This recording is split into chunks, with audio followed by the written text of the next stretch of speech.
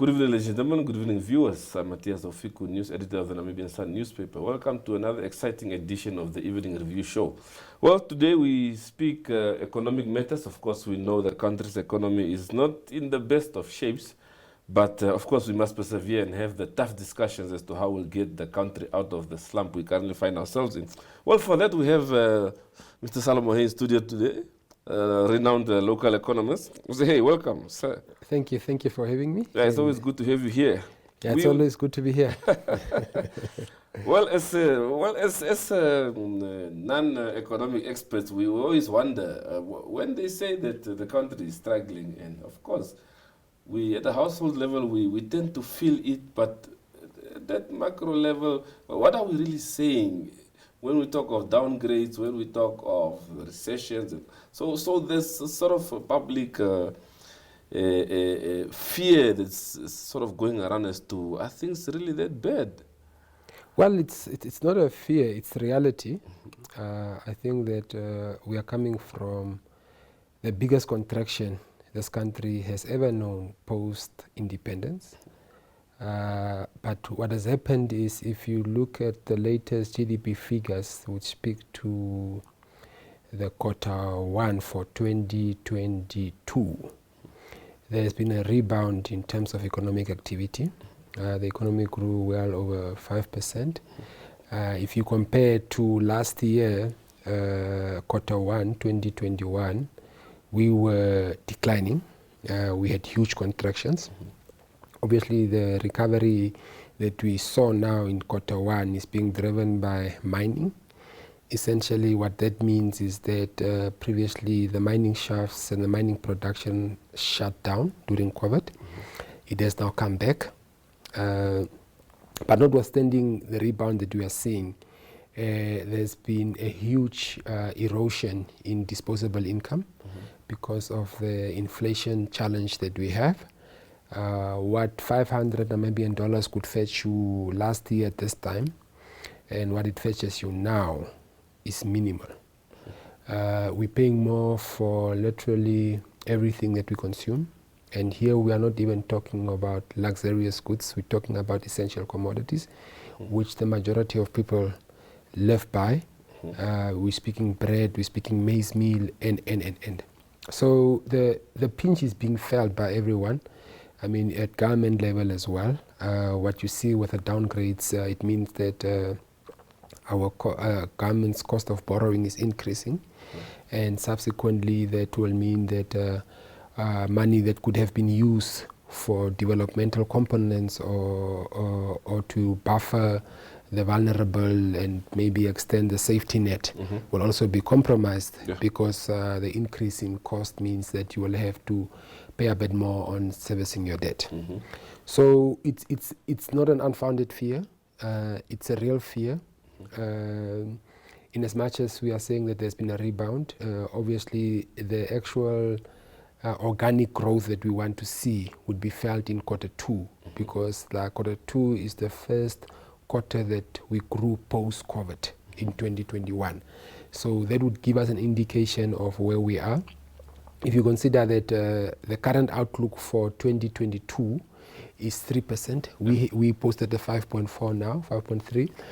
It means that the rest of the year we could have much slower growth as opposed to the one that we experienced in Q1.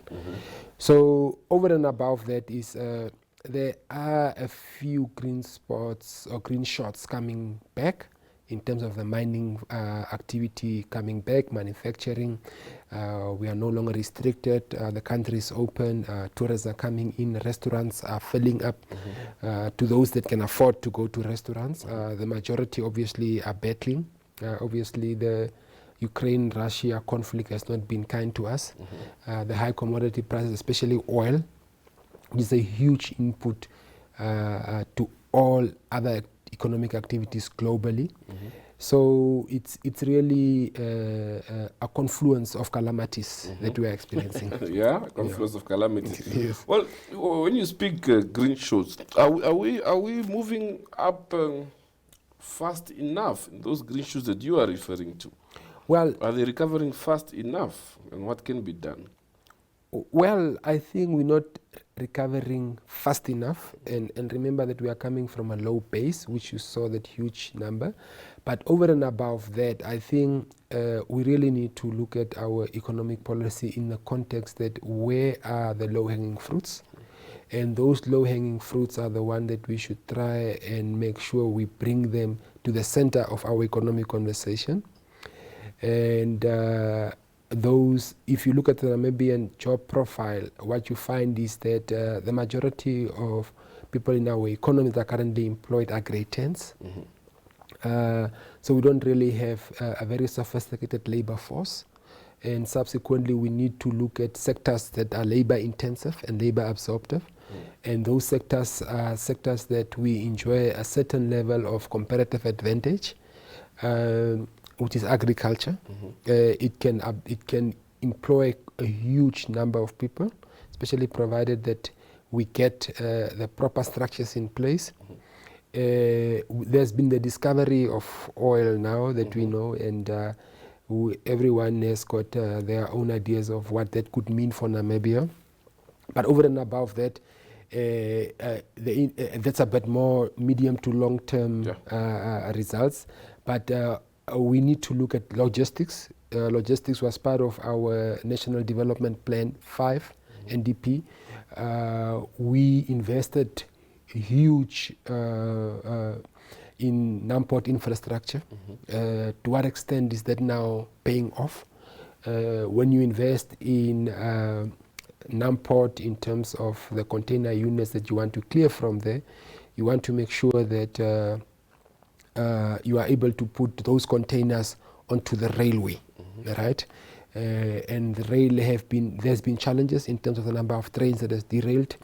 The other issues that remain a concern, in my view, is the dry ports, right? Why doesn't Grootfontein, why is there no dry port in Grootfontein?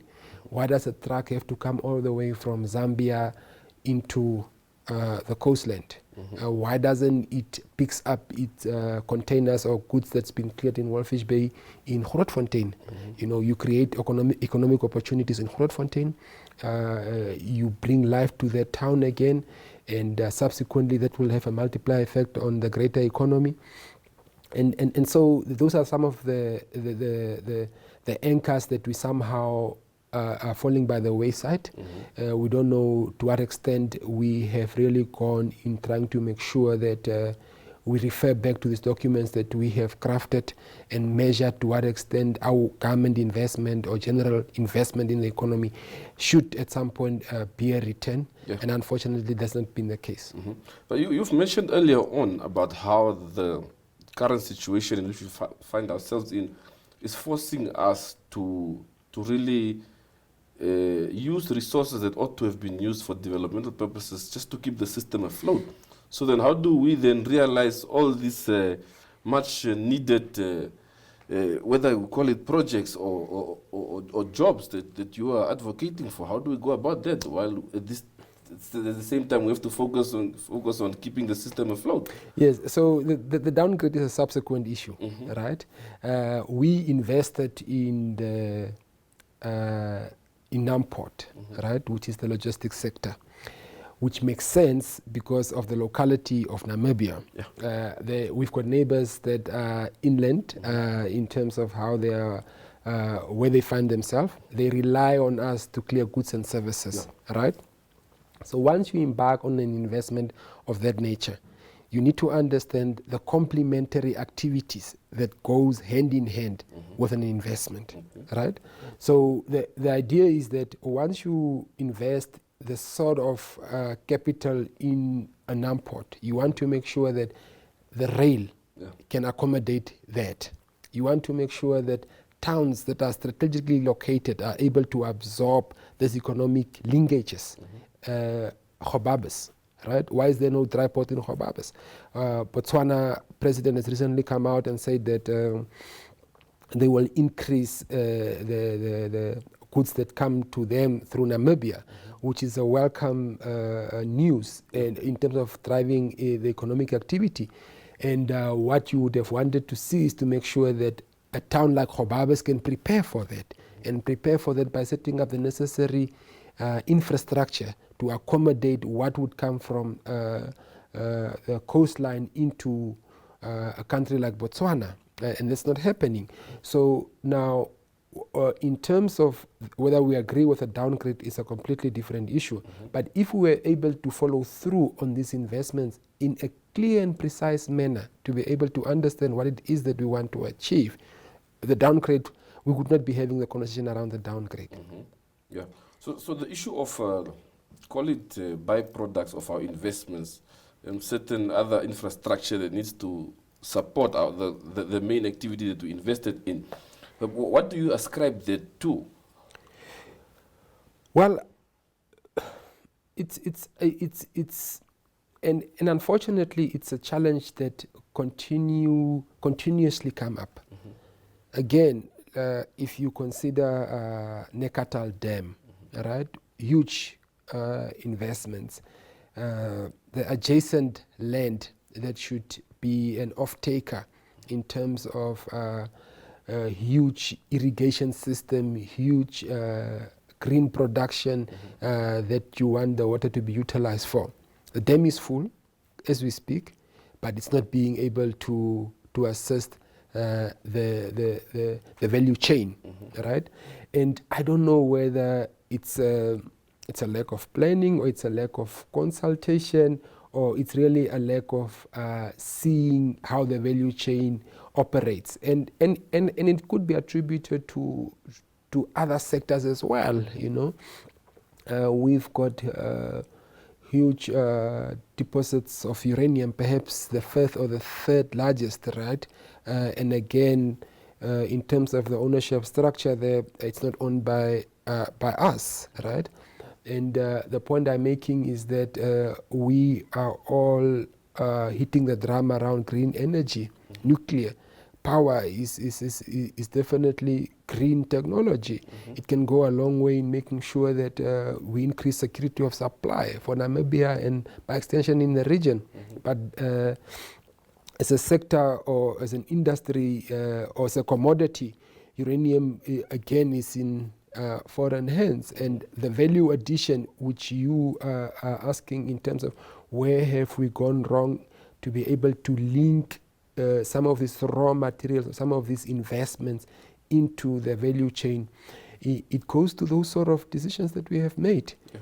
So unfortunately, it's where we are, and it's not all doom and bleak in my view, because I think we can still definitely look at the agri sector because of its huge potential it carries. I hear the conversation that it's seasonal, and it in terms of the drought, rain, and what happens during those instances. But once you invest in smart agriculture, you will be able to respond to the needs of Namibians and the economy and globally. Yeah.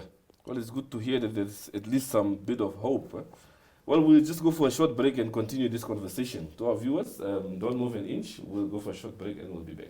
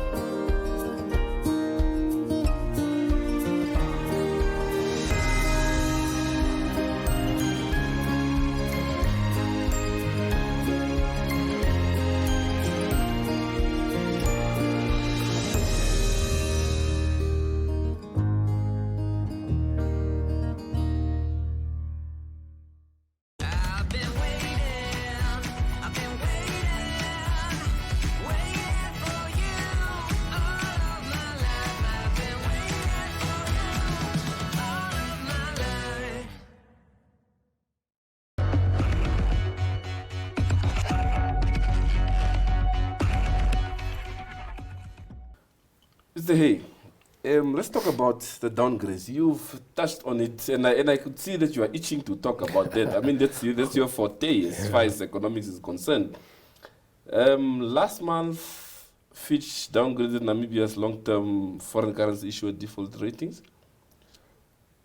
They did so to Nampower too, to Namwater too, and last week, DBN too, our Development Bank of Namibia. What did you make of that? I mean, you spoke of how we just came from COVID and everything. Maybe just take us on a journey through your mind around that. Yeah. So if you look at the sovereign downgrade that we got in terms of at country level, right? If you consider again where we are coming from, the question that we need to ask is, what did the rating agency expect? Right? What was the expectation in terms of the COVID challenges that we had? And for you to be able to see any sort of recovery, you need a transmission of around 12 months. And the transmission could come through policy intervention, right? It's not even been 12 months. Now, specifically to the DBN downgrade, and in my view, which I think was very harsh, the long-term issuer default rating, right, which measures the vulnerabilities of the issuer and how and whether they can meet the obligation over a period of 11 months or to 12 months into the future. I mean, I think it's an extremely unwarranted downgrade in my view.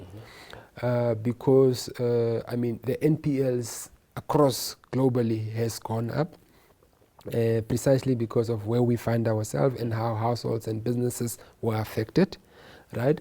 And what they are raising is the reason why they downgraded that IDR is because the exposure in terms of DBN's liabilities, of which over 70% is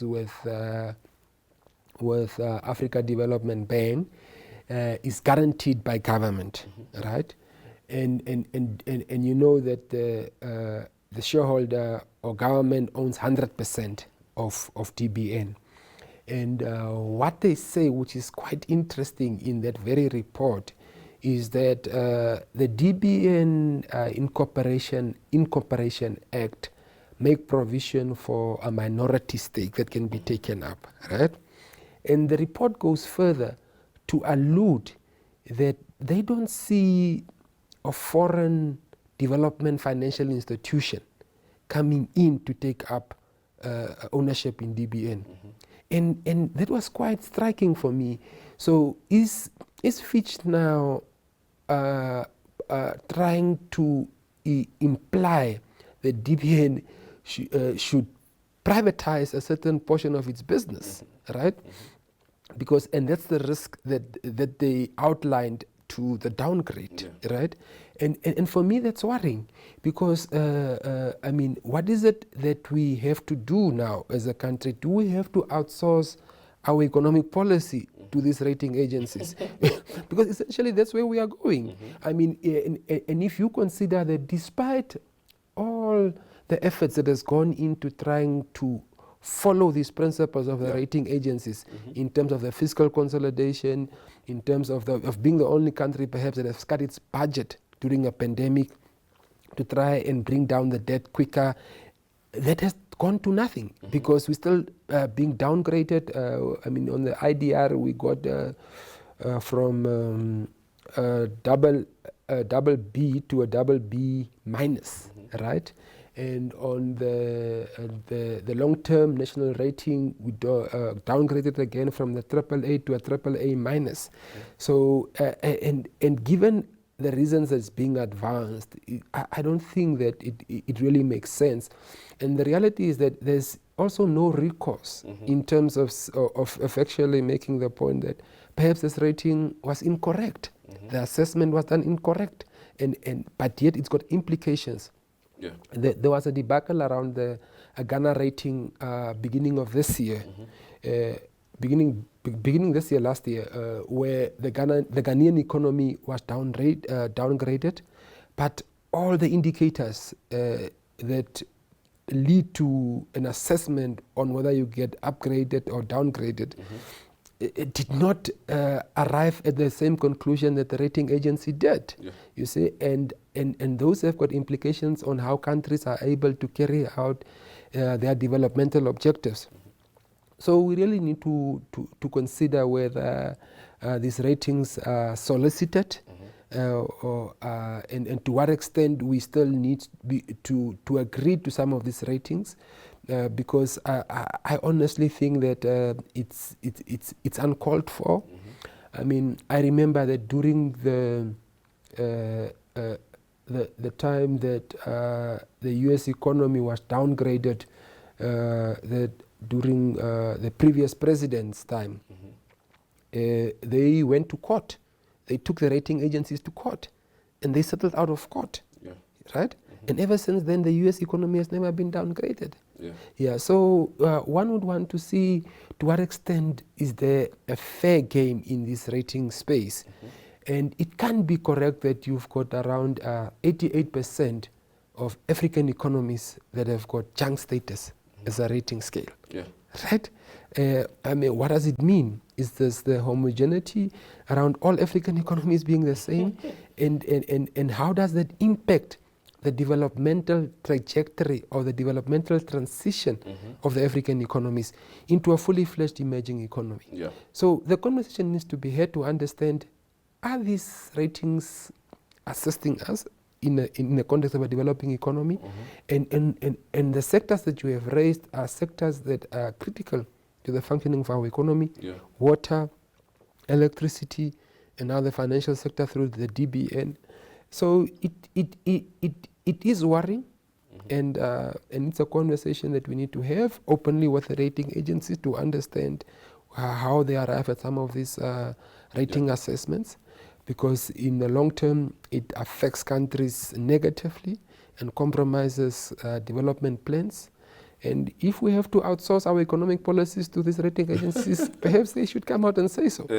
Yeah, just lastly, Salomo, is it a thing of us crying foul because the ratings are not in our favor? Because normally we hear how countries go on and boast about, especially when they get good ratings from these international agencies, then we're happy. But the moment we feel it's against us, and then we have everything, so much to say. It could be that you have one instances where you've got a country like Namibia crying foul. I gave you the example of Ghana, and I gave you the example that 88% of African economies or countries carry the mantle of a junk status.